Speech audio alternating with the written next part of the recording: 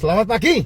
Nah, ini pertanyaan lagi nih, Jess. Saya langsung spill, langsung replay ya, supaya kamu bisa langsung mendapat jawabannya. Nggak apa-apa kelebihan konten mah, nggak apa-apa. Yang penting banyak orang terpahamkan dan tercerahkan. Ya, kalau modal 25 juta lalu tidak menjalankan affiliate-nya, BEP-nya berapa lama Pak Jess? Revenue-nya seperti apa? Saya jelaskan. Modal 25 juta itu adalah sekali seumur hidup. Sekali saja kamu bayar software untuk seumur hidup.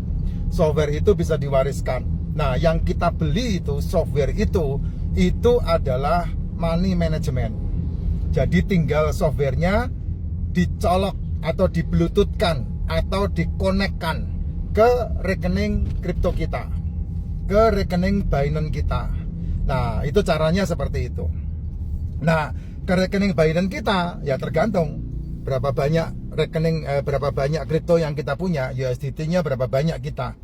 Kalau 1 tahun bisa menghasilkan 30-70%, ya kamu mau punya modal 1.500 USDT itu sekitar 25 juta ya.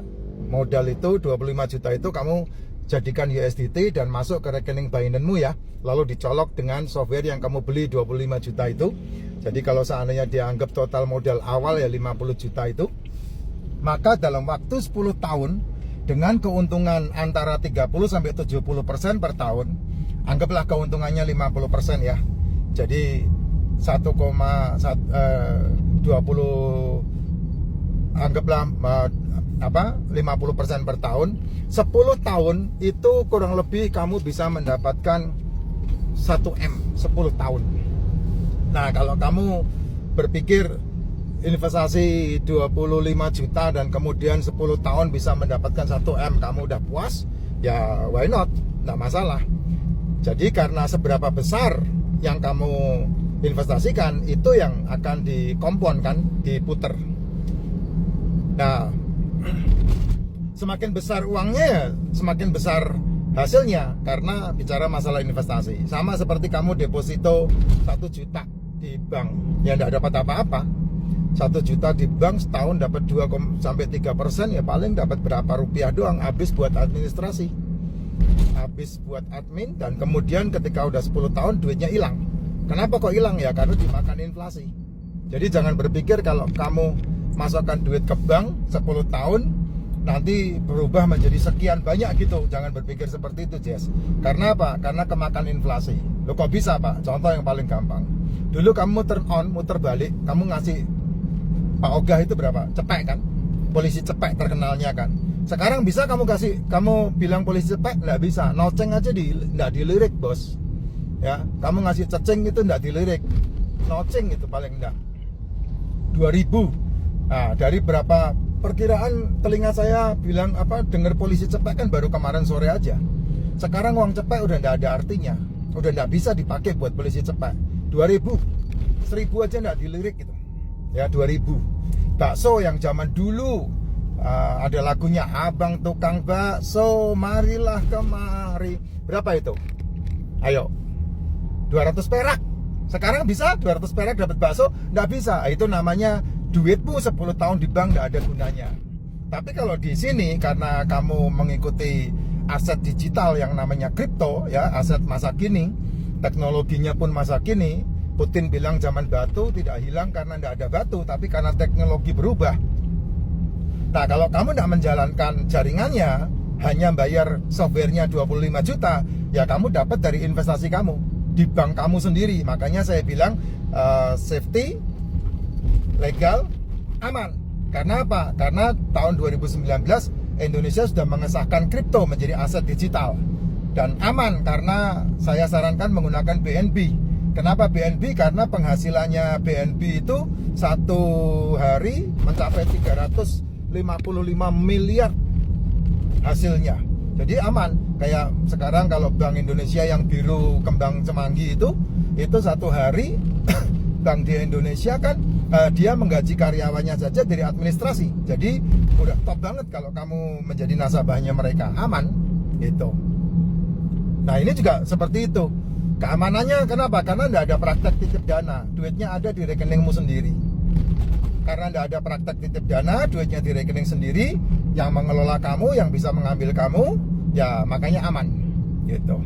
Hasilnya berapa kalau tidak menjalankan jaringan? Ya seberapa kuat duit kamu aja.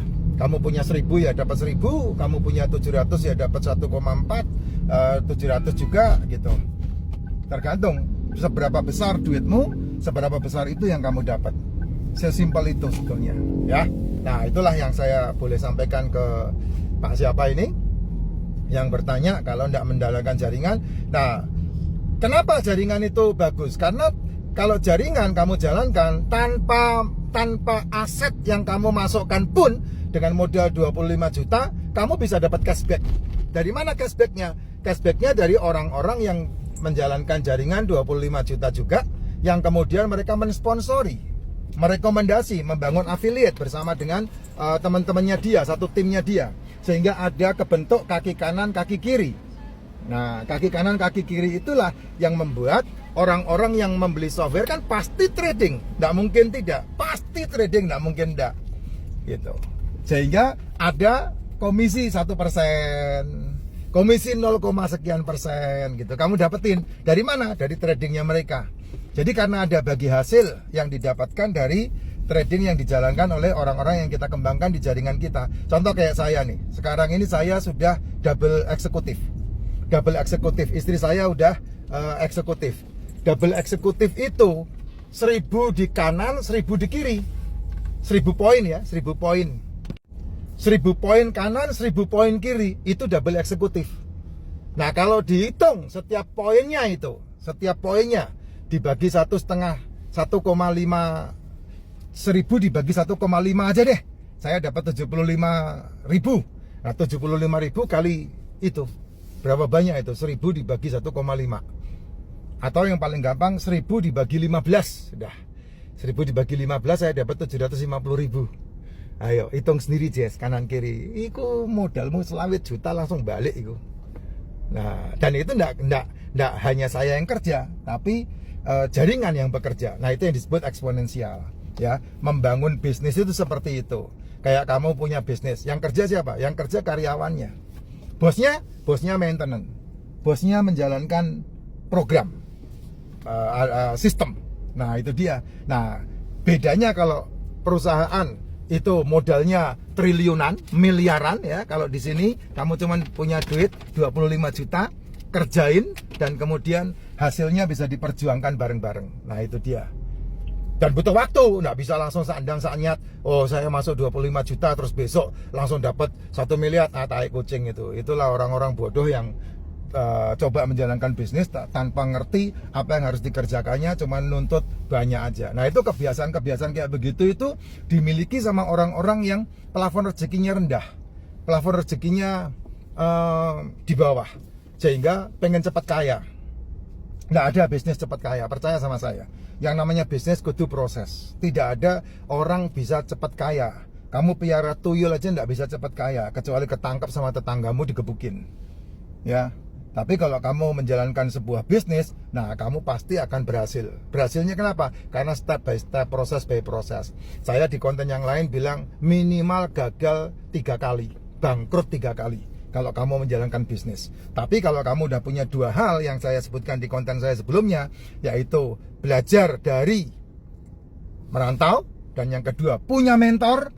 Nah, enggak usah takut, karena mentor-mentormu itu kan sudah pernah gagal. Sehingga karena dia udah pernah gagal, makanya dia nggak mau dong gagal lagi. Kayak saya kan nggak mau gagal lagi. Nah itu dia. Ini saya nungguin orang keluar dari parkir, nggak keluar ini. Mana sih ini manusianya?